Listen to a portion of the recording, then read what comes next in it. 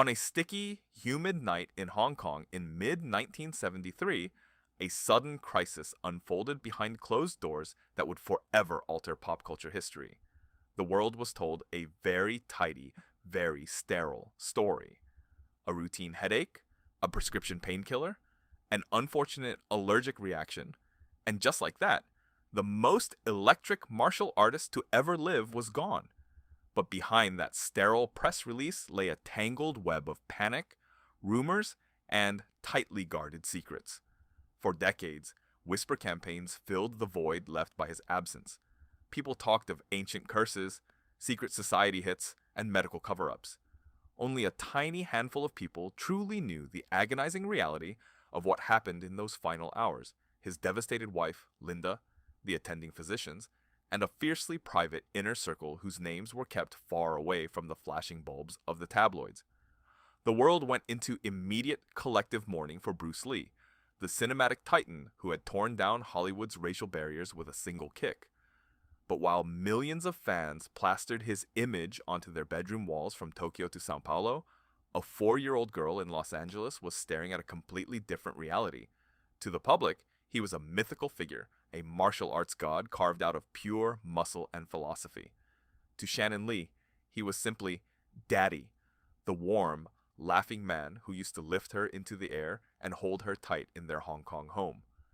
When a tragedy of that magnitude strikes a child, it splits their timeline in two. There is the life you were supposed to have, and then there is the reality of picking up the pieces under the blinding, merciless spotlight of global fame. Growing up as the daughter of the dragon was not a glamorous fairy tale, despite what the public liked to imagine. People look at celebrity kids and immediately conjure up images of endless wealth, rolling estates, private air travel, and a life entirely devoid of friction. And while the Lee family certainly didn't starve, the financial reality was vastly different from the myth of a multi-million-dollar global empire dropped neatly into their laps. When Bruce passed away at the tragic age of 32, he hadn't even lived to see the release of Enter the Dragon, the very film that would catapult him into financial stratosphere. He left behind a young widow, 2 toddlers, and a mountain of legal complexities, but no formal will to dictate how his likeness should be handled. The true inheritance Shannon received wasn't a vault of gold, it was a name, and that name carried an immense, almost crushing psychological gravity. Imagine being 7 years old, sitting at a school desk, just trying to fit in with the other kids, when a classmate walks up and tells you your father was just a movie star. It's an innocent enough comment from a child, but it triggers a profound realization. Shannon distinctly remembers looking back at that boy and saying, "My dad isn't a movie star. My dad changed the world." It was a bold statement, spoken with the fierce loyalty of a young daughter, but deep down, she didn't even fully understand what those words meant yet. All she knew was that she could feel it. She felt it in the heavy, lingering way strangers looked at her when they found out who her mother was. She felt it in the immediate expectations people projected onto her before she even opened her mouth. It was a name she never got to choose, a legacy she inherited before she even knew how to tie her own shoes, and a burden she realized very early on that she could never truly put down. Wherever she went, she was walking a few paces behind the ghost that the entire planet was obsessed with. As the years rolled on, that obsession morphed into a relentless wave of commercial greed. Everyone wanted a piece of the Bruce Lee magic, but very few cared about preserving the integrity of the man behind it. Shannon had to grow up incredibly fast just to serve as a shield for her father's memory. She spent her youth watching an endless parade of Hollywood executives, slick promoters, and bootleg merchandise companies try to exploit her father's face and name for a quick buck. They wanted to turn him into a caricature, a mindless, screaming caricature who existed purely to crack skulls on screen. They stripped away his deep philosophical roots, his writings on mental stillness, and his complex humanity, reducing him to a corporate logo. For Shannon, defending him meant developing a steel backbone.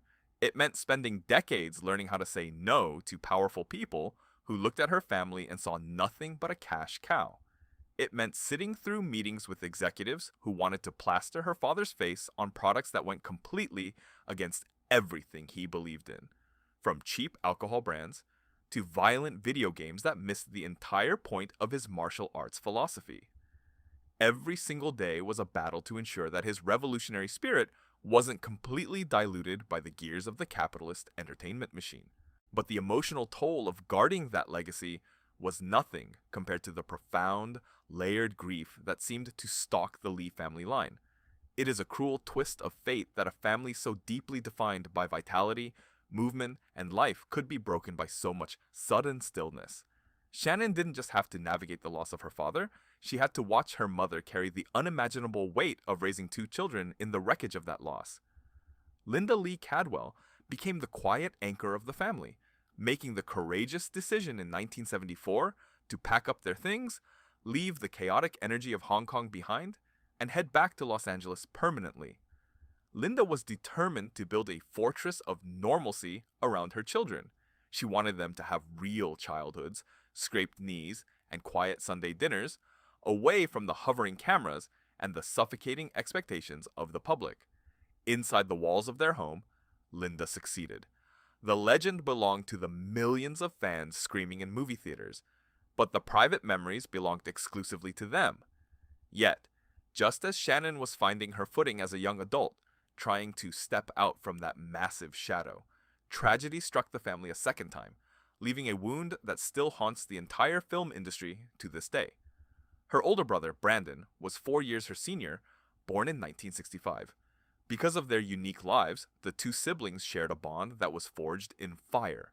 They were the only two people on Earth who truly understood what it felt like to carry that specific DNA. They shared a childhood of constant movement, a complex cultural duality splitting their identities between East and West, and the eternal, heavy gaze of a fascinated world. Brandon was magnetic, fiercely talented, and determined to make it in Hollywood on his own merits, refusing to just coast on his father's coattails. He was right on the precipice of superstardom, filming the final days of the gritty action flick The Crow, when a horrific, completely preventable on-set accident involving a prop firearm took his life at just 28 years old. In a single afternoon, Shannon's world was shattered all over again. She hadn't just lost a brother, she had lost her teammate, the one person who was supposed to help her carry the weight of the family name into the future. Suddenly, at 24 years old, she was the last one standing. The trajectory of her entire life was permanently rewritten. She was no longer just a daughter protecting a father's memory, she was the sole custodian of a family's survival. It was in those darkest moments of profound, isolated grief that something shifted deep within her. She realized she couldn't just keep playing defense, hiding away from the world and hoping the shadow wouldn't swallow her whole. She had to step directly into the light.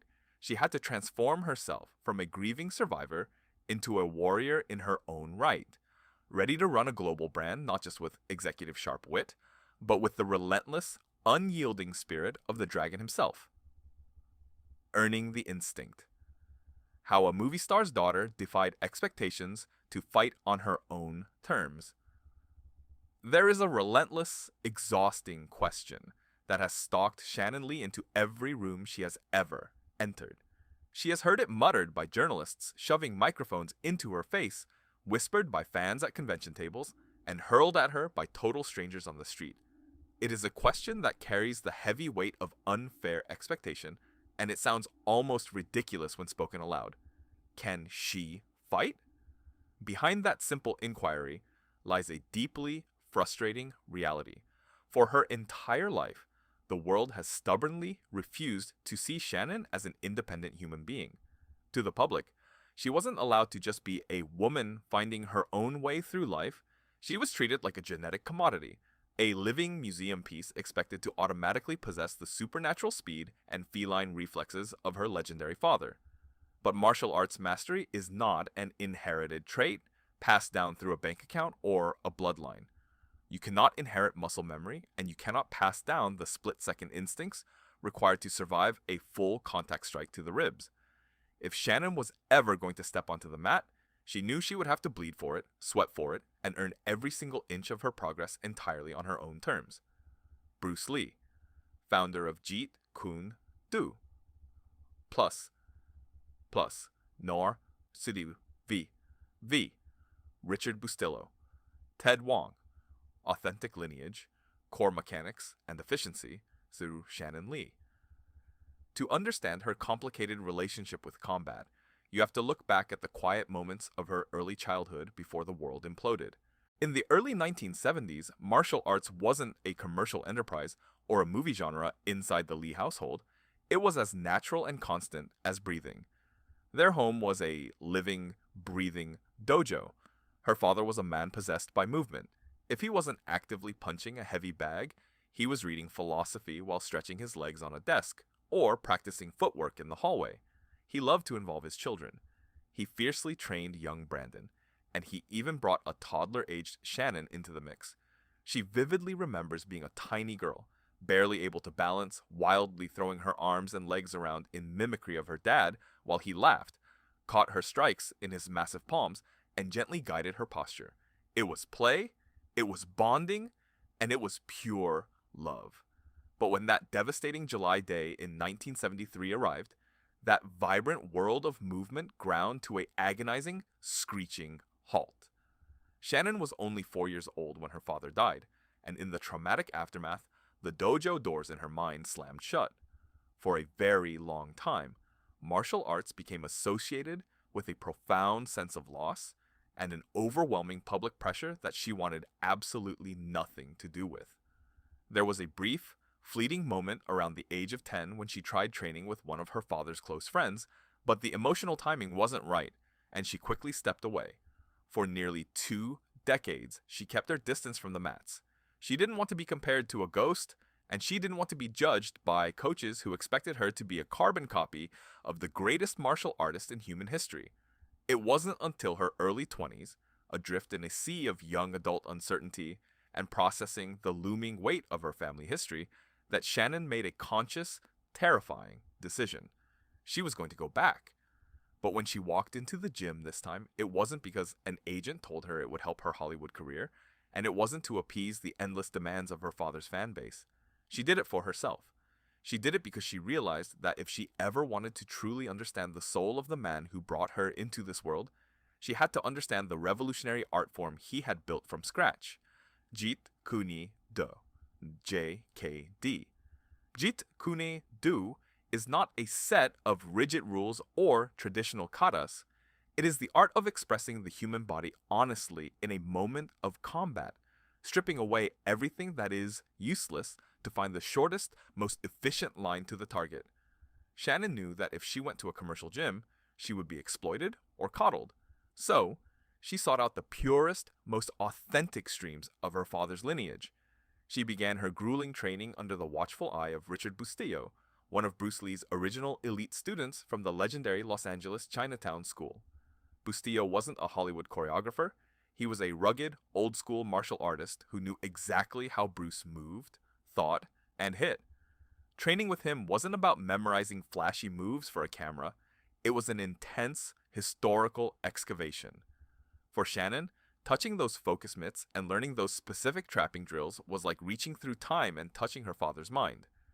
Later, she deepened her practice by training closely with Ted Wong, another of her father's most trusted inner circle disciples. Wong was famous for his obsessive dedication to the pure, unadulterated mechanics of Bruce's late-stage JKD. He spent hours refining Shannon's stance, pushing her to understand the brutal elegance of efficiency, directness, and total lack of wasted motion. In those exhausting sessions, Shannon began to realize that Jeet Kune Do was a profound paradox. It was incredibly simple, yet devastatingly complex. It was simple because it demanded you strip away all the flashy, unnecessary traditional showmanship. It was complex because it forced you to look into a mirror, confront your own physical and mental weaknesses, and achieve total, brutal self-knowledge before you could ever express yourself honestly under pressure. But Shannon's hunger for growth didn't stop with her father's system. She refused to be a one-dimensional martial artist hiding behind a single style. To build her own independent physical identity, she intentionally stepped outside of her comfort zone and sought out different masters. She immersed herself in Taekwondo under the legendary Tan Tao Liang, an icon affectionately known in martial arts cinema as Flashlegs due to his blindingly fast, gravity-defying kicking combinations. Under his strict, unforgiving tutelage, Shannon spent hours stretching, kicking, and falling, gradually forging incredible core strength, balance, and a lethal arsenal of high kicks that were uniquely her own. Seeking fluidity and a deeper connection to her Chinese heritage, she also mastered the expressive, athletic art of wushu under Eric Chen, learning how to blend explosive power with traditional, lyrical aesthetics. Cross-training matrix, style master instructor, Jeet Kune Do Bustillo, and Wong Taekwondo Tan, flash legs, Liang Wushu, Eric Chen, full contact combat, Benny the Jet, Itawar plus, this is nice, the bus.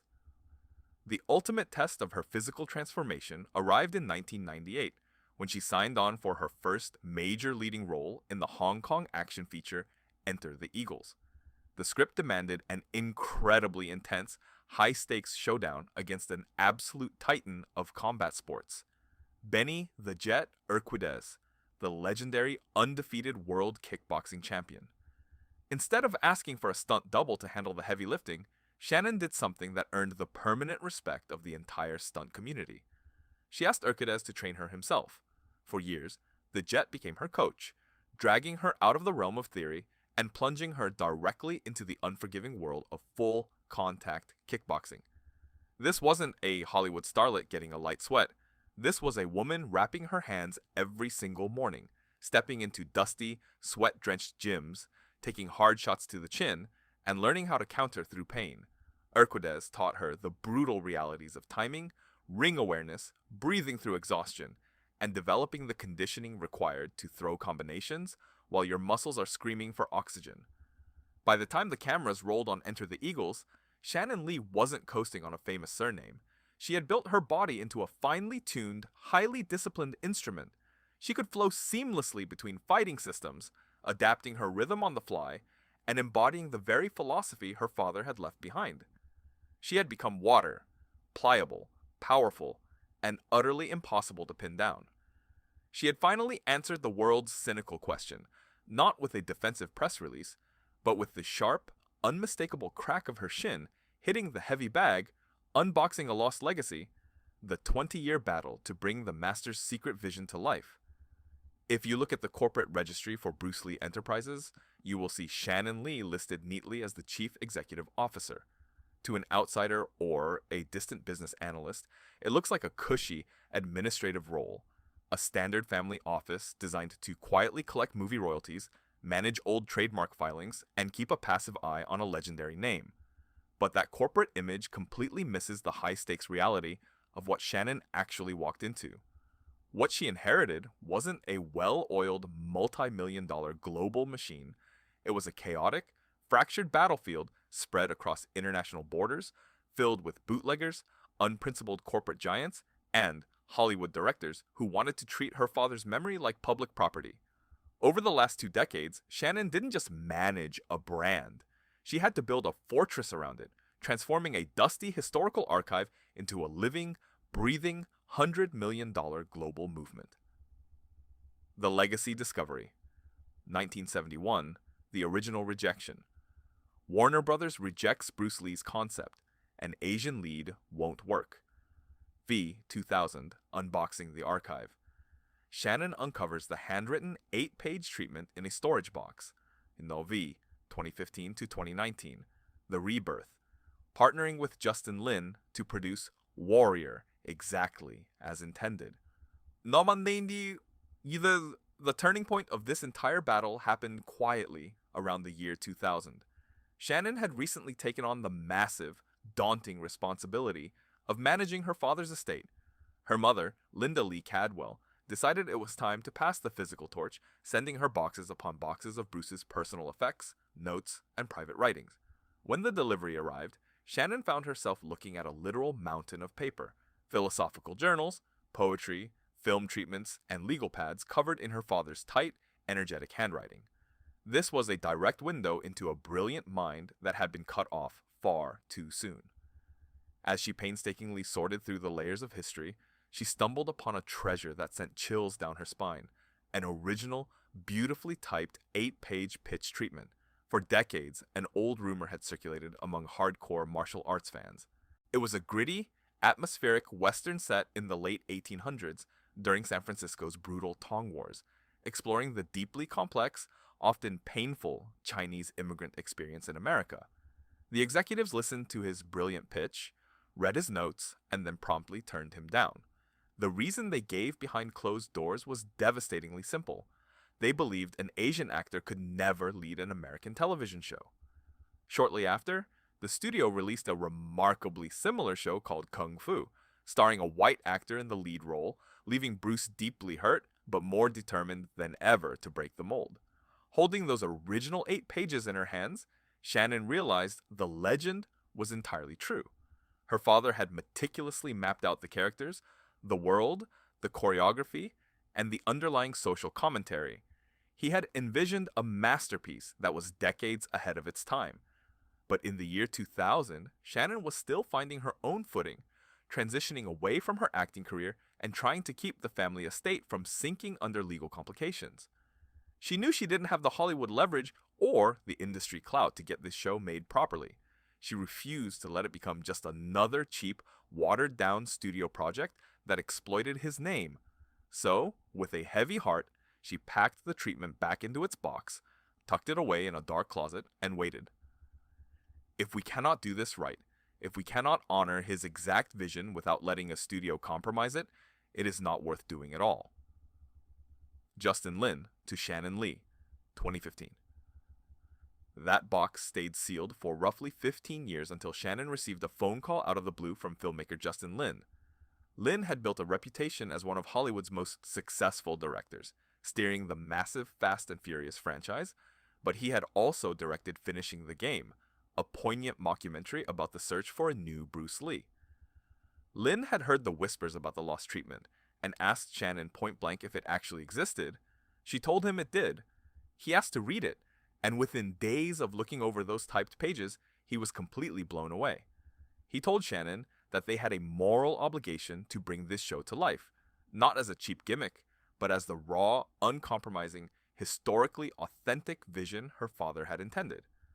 With Lin's director muscle and Shannon's fierce, protective instincts as executive producer, they fought through years of development, eventually partnering with Cinemax and HBO to launch Warrior.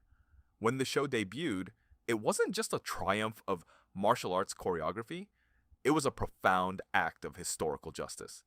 An Asian-led cast was finally telling the exact story Bruce Lee had been rejected for trying to tell 48 years earlier. Brand protection, battleground, opponent issues and challenges, real kung fu. Fast food chain, unauthorized use of likeness, China for 15 plus years, $30 million lawsuit, Quentin Tarantino / disrespectful, cartoonish, usno. Namazboroi, Once Upon a Time, Malbaiza Star, depiction of Bruce Lee on screen. Bilivi Skavororis the Skuru, Oavi is Inalvinis Bai Yido. But the battle to bring Warrior to television was just one front in an ongoing, exhausting war to protect the dragon's image from pure exploitation. In 2019, Shannon had to file a massive legal challenge in Chinese courts against a corporate giant, Real Kung Fu, a massive fast food chain that had been using a logo blatantly featuring Bruce Lee's iconic martial arts stance and likeness for over 15 years without ever paying a dime or asking for permission. Shannon's company sought over $30 million in damages. The high-profile lawsuit sent a definitive shockwave through international corporate markets, signaling to the world that the Lee family was no longer going to let global businesses treat their father's identity like free marketing material. That same year, the fight moved from foreign courts straight to the heart of Hollywood. Director Quentin Tarantino released his blockbuster film Once Upon a Time in Hollywood, which included a highly controversial scene featuring a fictionalized version of Bruce Lee. The film portrayed him as an arrogant, buffoonish braggart who gets easily tossed into a car door by a stuntman. Watching the film, Shannon was deeply cut and publicly furious. Tarantino hadn't bothered to reach out to the family, consult the estate, or show even a baseline of professional courtesy. When Shannon spoke out in Variety, she didn't hold back. She pointed out that it was incredibly disheartening to watch a modern director diminish a man who had to work 10 times harder than anyone else in 1970s Hollywood just to be seen with basic human dignity.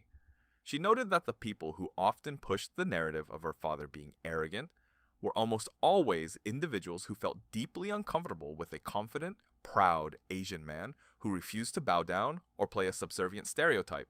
Shannon refused to let these corporate and creative battles sour her spirit. Instead, she channeled that defensive energy into building something beautiful and educational.